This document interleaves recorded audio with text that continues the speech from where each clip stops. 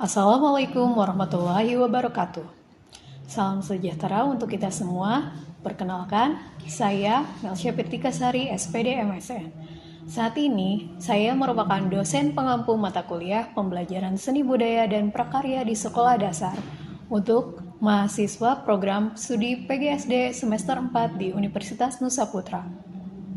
Mata kuliah ini memiliki bobot 3 SKS dan dirancang untuk membekali calon guru sekolah dasar agar mampu merancang dan melaksanakan pembelajaran seni yang bermakna, kreatif, dan kontekstual sesuai dengan karakteristik siswa SD.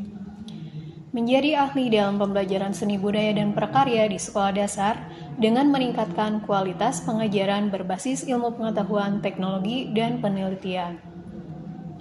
Fokus terbesar saya adalah pada bidang pengajaran, karena sebagai dosen saya mempunyai kewajiban untuk mentransfer ilmu kepada mahasiswa, khususnya calon guru sekolah dasar. Saya sangat menikmati interaksi dengan mahasiswa, terutama saat melihat mereka tumbuh dan berkembang menjadi pendidik yang kreatif dan kompeten dalam bidang seni budaya. Melihat mahasiswa berhasil menciptakan karya seni atau menyusun pembelajaran seni yang inovatif di kelas menjadi kepuasan tersendiri bagi saya. Dalam proses pembelajaran, saya memanfaatkan teknologi melalui pendekatan blended atau hybrid learning. Saya menggunakan platform learning LMS atau Learning Management System seperti Edling untuk membagikan bahan ajar, kuis, dan tugas. Kemudian, SIAKAD untuk rekap penilaian, serta Sumo untuk pelaksanaan UTS dan UAS. Pertemuan tatap muka dan daring melalui Zoom saya manfaatkan untuk sesi diskusi, demonstrasi, teknik berkarya seni, dan praktik reflektif untuk mahasiswa. Kemudian, tindakan CQI, yaitu Course Quality Improvement, yang akan dilaksanakan pada semester 4. Capaian pembelajaran mata kuliahnya atau CPMK, yaitu CLO1 mahasiswa mampu menerapkan pengetahuan konseptual bidang studi di sekolah dasar, yaitu seni budaya dan prakarya. Capaian pembelajaran lulusannya atau PLO-nya yaitu PLO 12. Kemudian CLO2 yaitu mampu mengonsepkan karakteristik pembelajaran seni musik, tari, rupa, dan drama di sekolah dasar. PLO-nya sama yaitu PLO 12. Kemudian CLO yang ketiga yaitu mampu membuat konsep gerak tari dan drama sederhana untuk anak usia sekolah dasar. Sama PLO-nya PLO 12. Dan yang terakhir CLO 4 yaitu mampu membuat konsep gerak tari dan kostum serta musik pengiring tari untuk anak usia sekolah dasar. Untuk PLO-nya PLO 12 juga.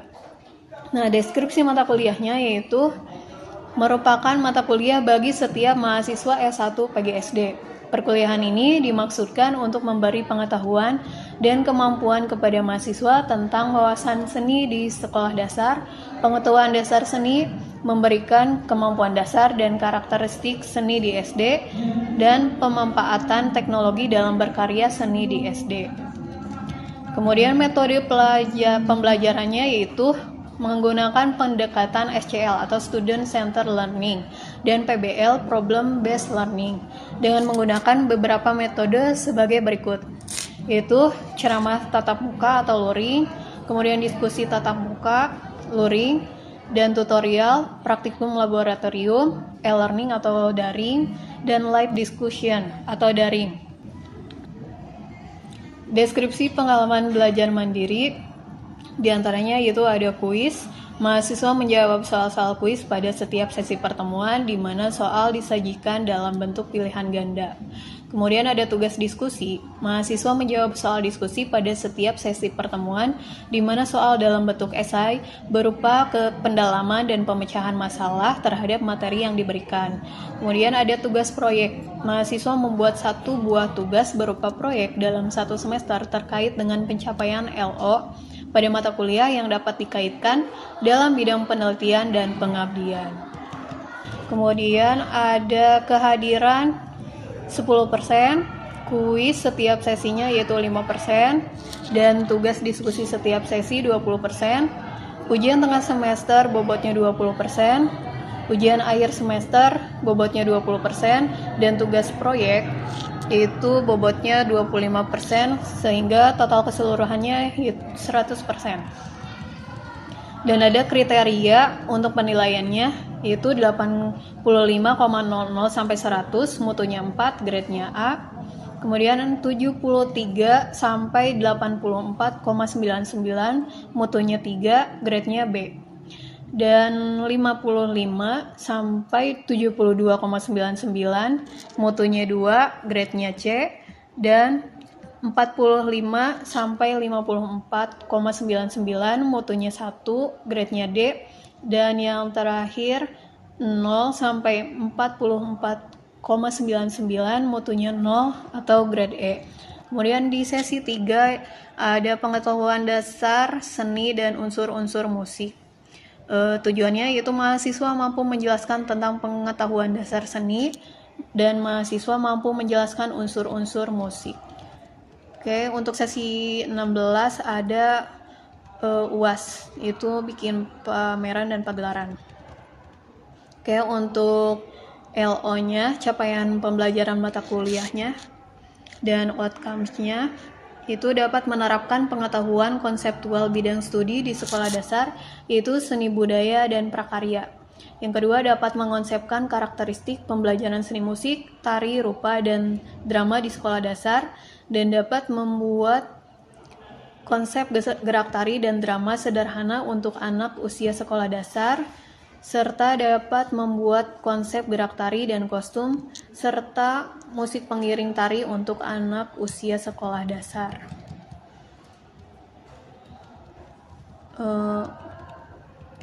CPL-nya dan program outcomes-nya sudah tertera di RPS. Kemudian ini website untuk Edlink-nya.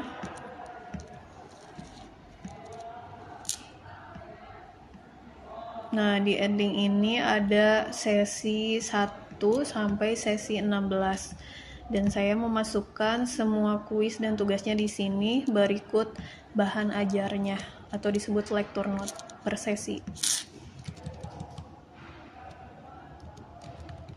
Dan pengisian absen juga ada di Edlink, tapi terkadang manual juga di kelas. Kemudian untuk Sumo ini untuk penilaian UTS dan UAS. Setelah di-explore, nanti dimasukkan ke si akadnya lagi di sistem akademik PGSD. Berikut lampirannya, pengisian nilai dan absen, kehadiran untuk mahasiswa dan dosennya.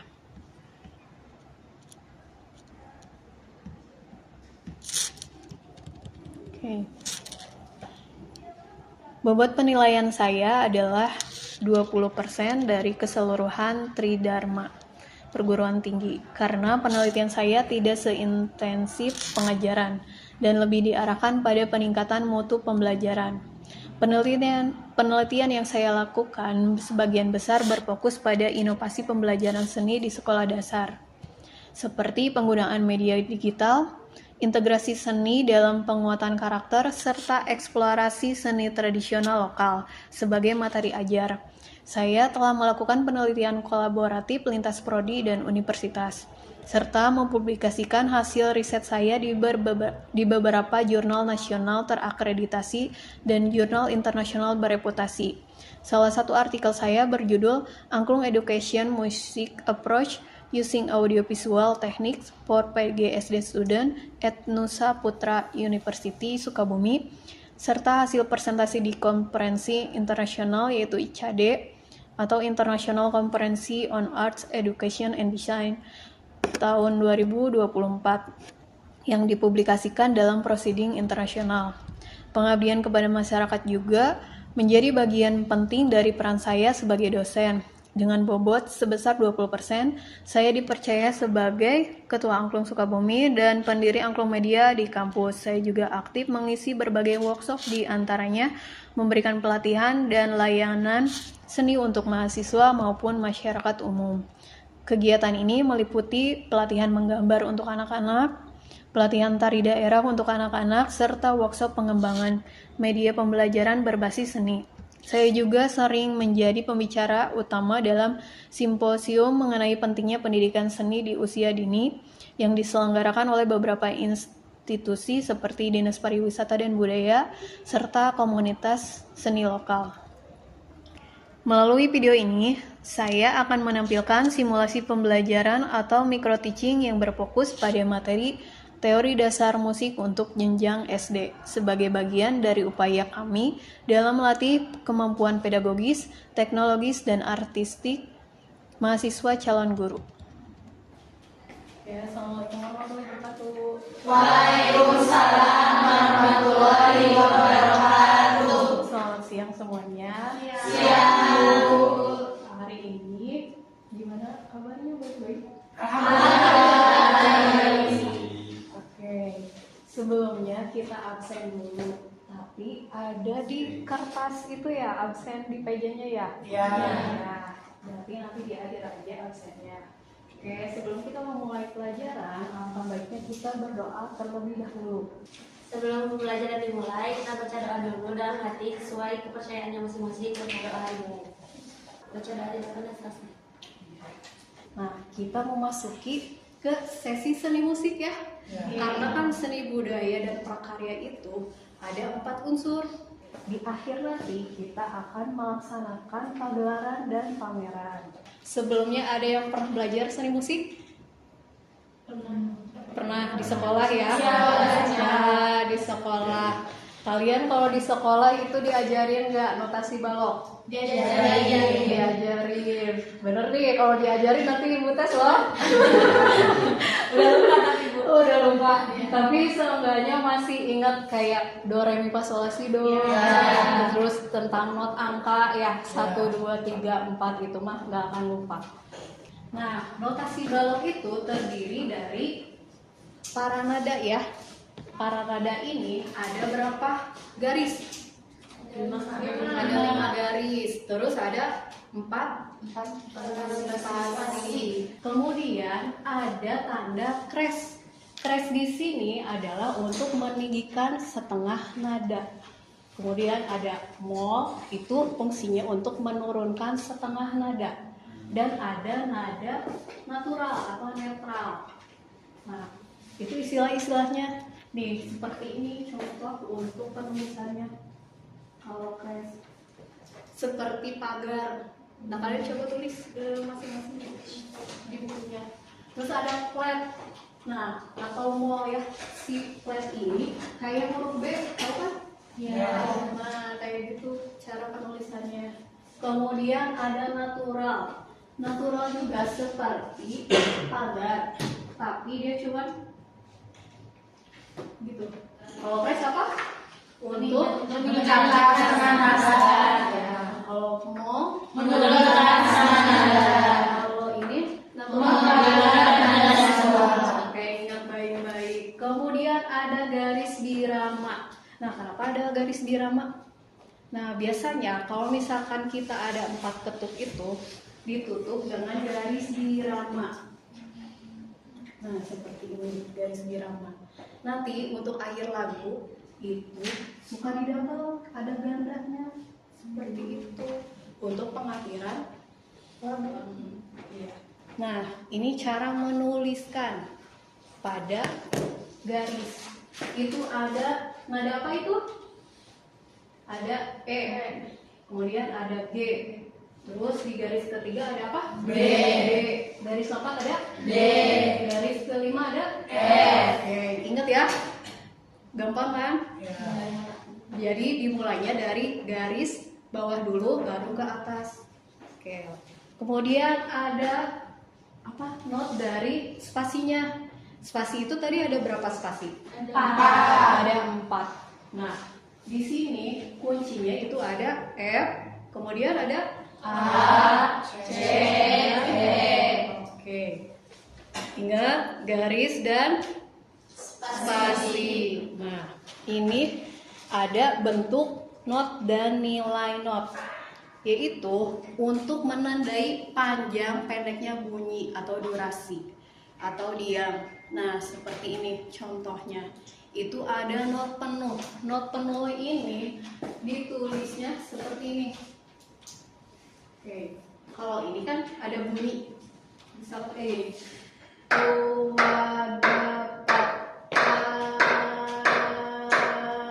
itu kan ada 4 kali.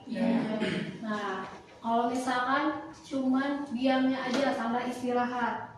Nah, ini kan ada garis ini kan ya, dari para nada ini. Nah, kita tulis dari bawahnya.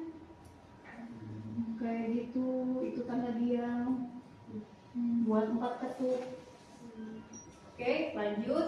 Terus ada 2 ketuk. Nah, 2 ketuk ini ada apanya ya? Kalau yang itu garisnya? Iya. Ada tiangnya. Nah, kalau ini terbalik, harus ada di atas garis. Oke. Nah, seperti ini tanda istirahatnya. Jadi, kenapa ada tanda istirahat? Nah, ketika nyanyi nih, kita nyanyi nih. Kalau misalkan nggak ada istirahat, terus-terusan aja nyanyi. Gimana? Nggak ada nafas kan? Ya, makanya ini diadain tanda diam kayak gitu. Oke, lanjut, ada berapa itu? Not 1/4. Nah, seperti ini gambarnya. Terus kalau istirahatnya kayak gimana? Seperti apa ya ini gambarnya? Tahu angka 3? Kalian ain tahu nggak ain? Tahu nggak? Nah, kayak gitu. Disamain kayak gini, tapi si ainnya agak lurus sedikit ke atas. Terus ada berapa? 1/8. Kalau 1/8 ada apanya? Itu di Benderanya. Bener. Hebat kalian berarti udah ini ya, udah sering baca notasi bawah. Oke.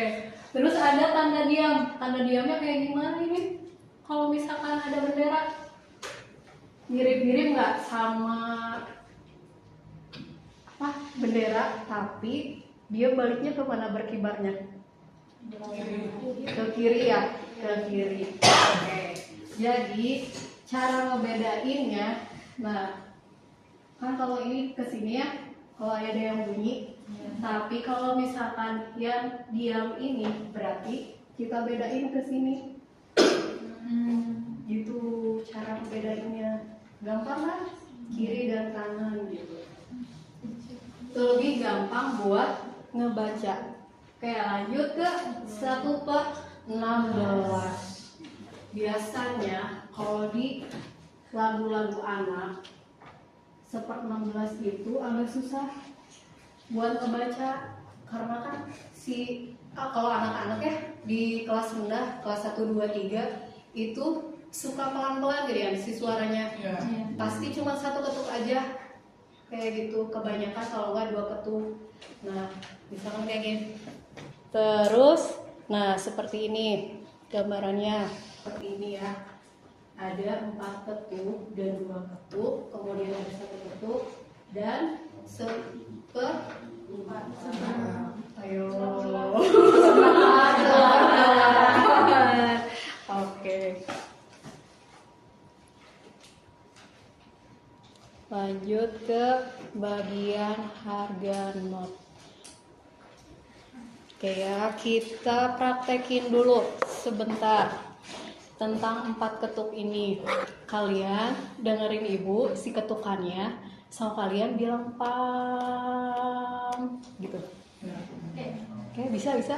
Siap. 1, 2, 3, 4. Terus kita ke 2 ketuk. 2 ketuk bisa nggak? Bisa. Coba dulu ya. 1, 2, 3, 4. Jadi 2 ke. Oke. Ulangi. 1, 2, 3, 4. Pam, pam. Sip. Sekarang ke satu ketup. Cobain ke satu ketup. Contohin dulu sama ibu. 1, 2, 3, 4. Pam, pam, pam, pam. Gitu. Satu ketup kan? Ya. Ulangi. 1, 2, 3, 4. Pam, pam, pam, pam. Sip. Sekarang mau cobain yang ini? Jadi 2 kali pam, pam, pam, pam. Pas gini. 1, 2, 3, 4. Pam, pam, pam, pam, pam, pam, pam, pam. Nah itu mah ada tanda diamnya. Jadi nggak deret kena. Oh misalnya dari ini mah. Jadi diginiin ya, diginiin cobain. 1, 2, 3, 4. Pam. Oke. Yang duanya langsung 2 ketup. 1, 2, 3, 4. Pam, pam, pam, pam, pam, pam, pam, pam. Bisa? Bisa. Sekarang pakai tanda istirahat. Kita ganti tanda istirahatnya.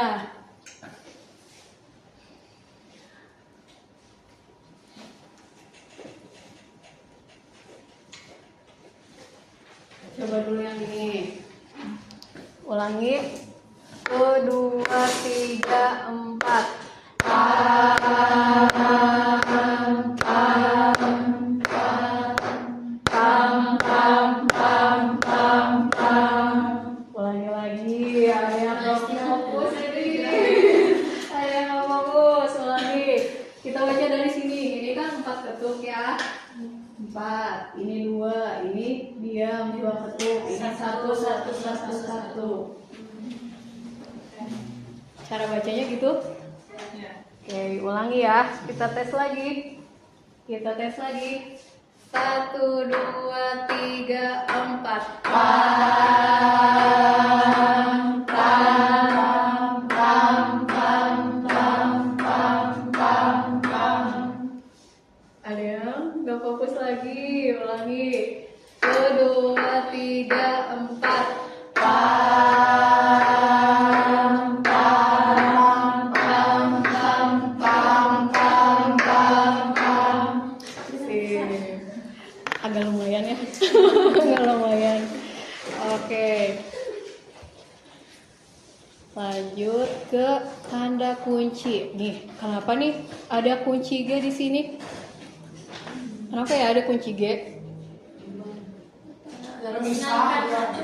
Apa?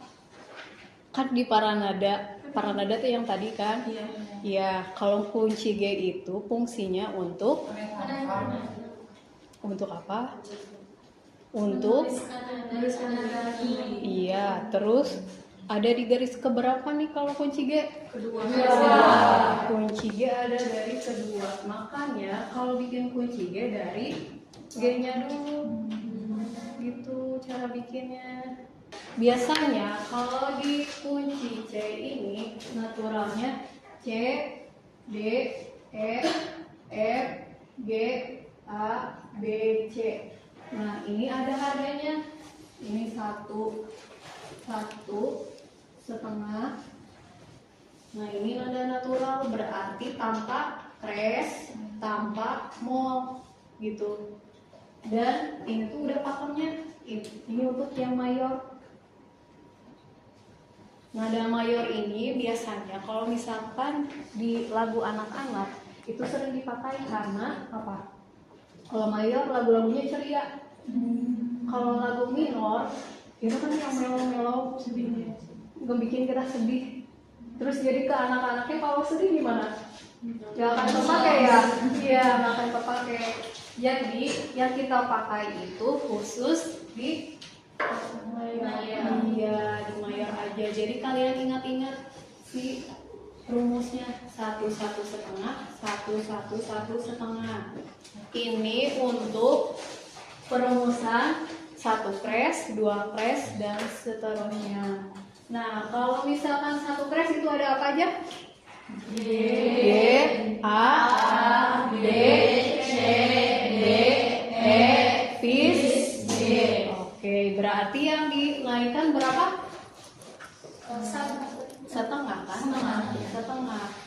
Jadi yang nada Fis ya. Oke, kita bikin apanya, notasinya, notasi balok. Karena kalau kayak gini nggak kebayang. Ada garis bantu tadi. C, kemudian E, C, D, E,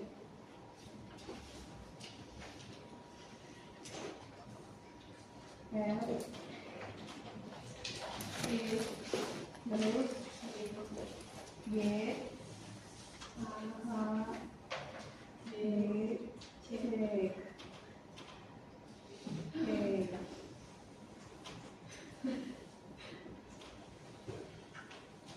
Ini udah bisa. Cara bacanya tadi yang ada pada garis dan spasi, yaitu.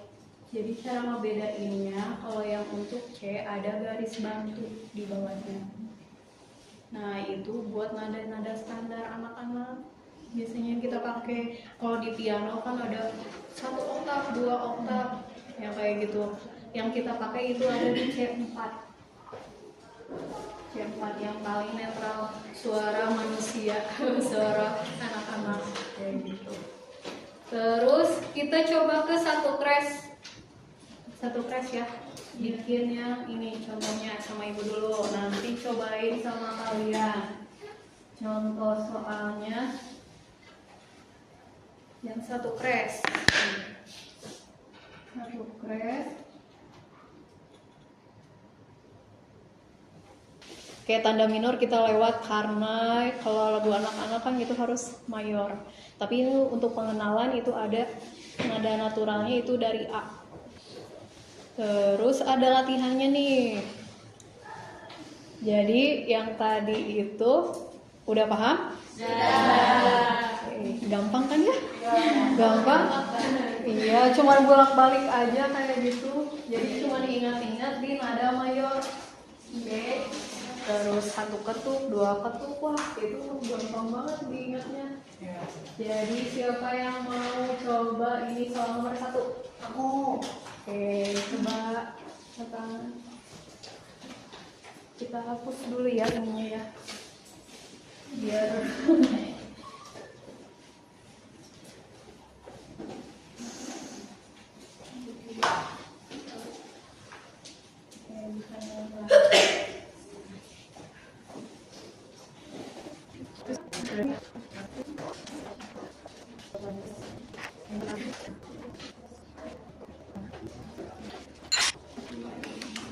ini bener nggak?